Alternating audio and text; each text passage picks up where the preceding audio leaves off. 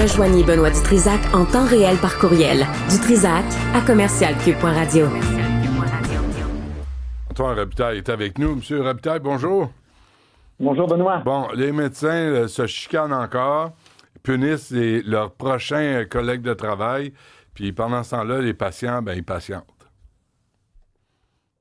Oui, toi, tu parles surtout là, de la négociation, puis c'est vrai que il y a des problèmes graves actuellement avec le gouvernement, ça vient d'être rompu, on n'enseignera pas. Mais moi, je veux te parler aussi de la fronde contre le président du Collège des médecins. Je le répète à chaque fois que je parle de ça, le Collège des médecins, c'est pas un collège où on enseigne là, la médecine.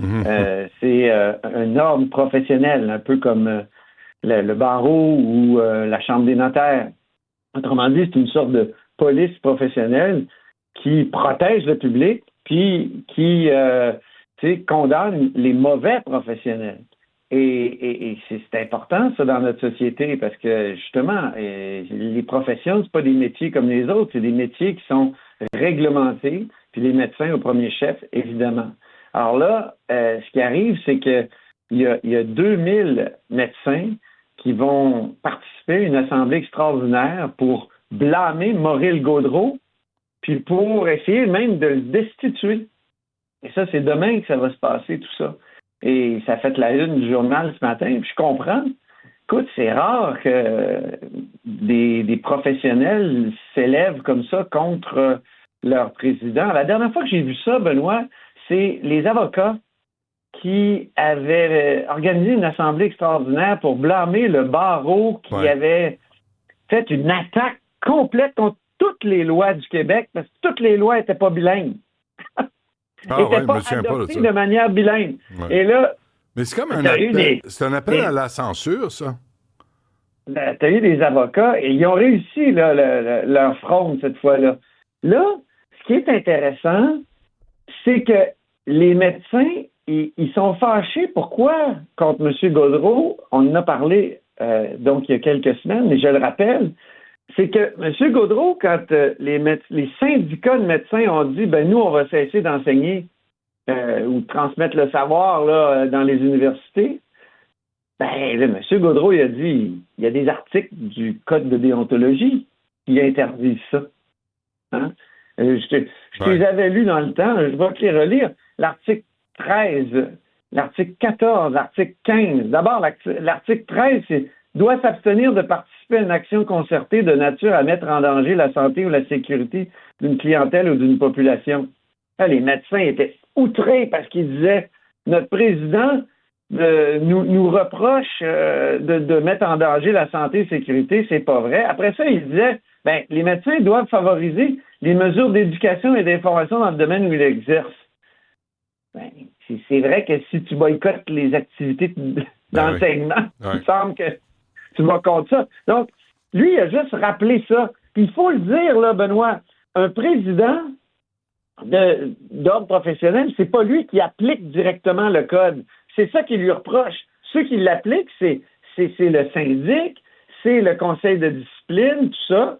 Mais en même temps, à quoi sert un président d'ordre professionnel s'il ne peut pas parfois rappeler des éléments du code de déontologie? Il s'est pas mis à poursuivre les médecins, mais il a juste rappelé. Ce qui est étonnant là-dedans, Antoine, c'est que les médecins se comportent comme si la vérité leur appartenait et qu'un autre médecin ne peut pas être en désaccord avec leur façon de procéder.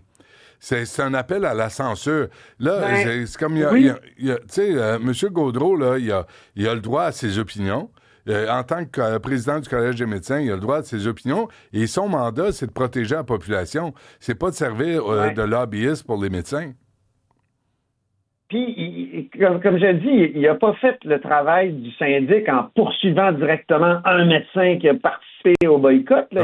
Il a juste rappelé, et même il avait mis de l'eau dans son vin, il a changé sa déclaration. Mais c'est intéressant ce que tu dis. Mais dans le fond, c'est une fronde déguisée des syndicats de médecins.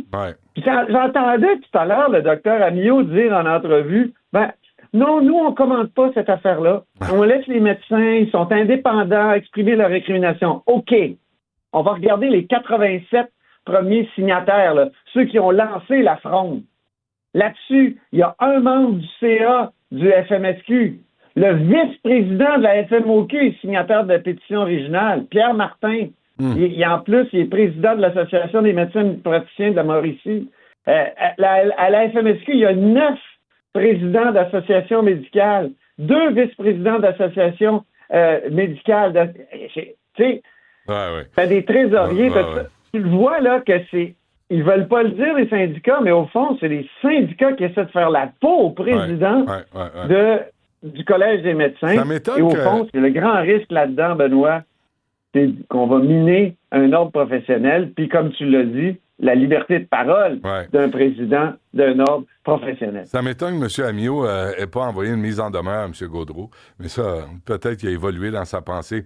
Non, lui, c'est déguisé, mon vieux. Ah non, c'est pas vrai. Nous, on ne commande pas ça. Tout à l'heure, il était avec Mario Dumont, il a dit, non, je sais.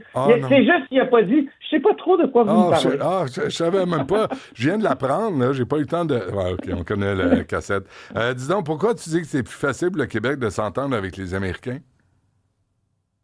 Ben, écoute, on a essayé en Ontario de vendre nos surplus d'électricité en 2018. François Legault a pris son bâton du pèlerin puis est allé voir Doug Ford.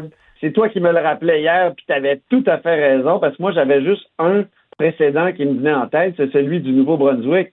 Donc, en Ontario, est-ce qu'on a réussi à vendre nos surplus? Un petit peu. Il y a à peu près 15 ans, il y a une ligne, là, mais c'est pas beaucoup d'électrons qui passent sur cette ligne-là. Ce que Legault voulait, c'est vraiment une ligne plus importante. Puis, on a envoyé pas mal. On avait des surplus à l'époque. Là, on n'a plus. Pourquoi? Ben, parce qu'on a donné beaucoup. M. Fitzgibbon a donné des blocs d'énergie. Mais tout ça pour dire que ça n'a pas marché avec l'Ontario. Ils ont préféré, comme tu l'as dit hier, le nucléaire. Après ça, Nouveau-Brunswick, 2009-2010, Jean Charest. T'as dit, je m'étais entendu, pourtant, Benoît, on avait une entente de principe. Et c'est vrai. Je fais l'innocent, mais c'est vrai en maudit. Moi, je me souviens très bien, ils étaient fiers de ça. Pour 4,3 milliards, on achetait Énergie Nouveau-Brunswick, on rénovait leur vieille centrale nucléaire, puis aussi, on avait toute la distribution au Nouveau-Brunswick. Maintenant d'énergie, puis on avait des rabais pour 5 ans. En tout cas, je me souviens, c'était vraiment une entente favorable là, au Nouveau-Brunswick, puis tu sais, Québec avait quand même sorti le chéquier. Et là, évidemment, Terre-Neuve, avant-hier, élection, risque, l'entente va probablement tomber à l'eau si le nouveau premier ministre met en place ses promesses, c'est-à-dire qu'il respecte ses promesses, parce qu'il a dit ça prend une enquête indépendante sur l'entente Terre-Neuve avec Hydro-Québec et François Legault. Puis il a dit, puis même à ça, une fois qu'on va avoir renégocié, ce que le Québec veut pas, hier, M. Legault a dit non, on renégocie pas ça, ben il lui voudrait un référendum en plus sur l'entente. Autrement dit, tu sais, quand je te dis c'est plus facile pour le Québec de s'entendre avec les Américains, là, il y a une ligne de transmission, on en parle depuis 10 ou 15 ans. C'est moi, Jean Charest, qui organise ça. C'est un bon coup de Jean Charest. C'est un bon coup. Certains, on va envoyer de l'électricité au Massachusetts, à New York, et c'est beaucoup d'argent quand même pour le Québec. Mais on s'est entendu avec les Américains, mais les provinces limitrophes canadiennes, là, on nous dit tout le temps qu'il faut s'aimer, il faut s'unir au Canada contre les Américains. Ben, à chaque fois que c'est peut-être un peu trop avantageux ou ça donne peut-être un peu trop de puissance au Québec, ils veulent qu'on collabore pour le pipeline, mais eux, le Canada anglais ne collabore jamais avec le Québec pour que nous aussi, là, on puisse obtenir des marchés qu'on convoite. Mais là, on s'est fait virer de bord comme des malpropres. On n'a pas la même attitude que Daniel Smith. Là. Nous, on s'excuse tout le temps. François Legault s'est quasiment excusé pour l'entente de 1969 à Terre-Neuve. Mais tu sais, Churchill Falls n'aurait pas existé si Hydro-Québec n'avait pas pris tous ces risques. Mais je me tais, Benoît, je sens que c'est fini. Merci, M. Robitaille. À demain. Salut. Je suis discipliné quand même. Salut.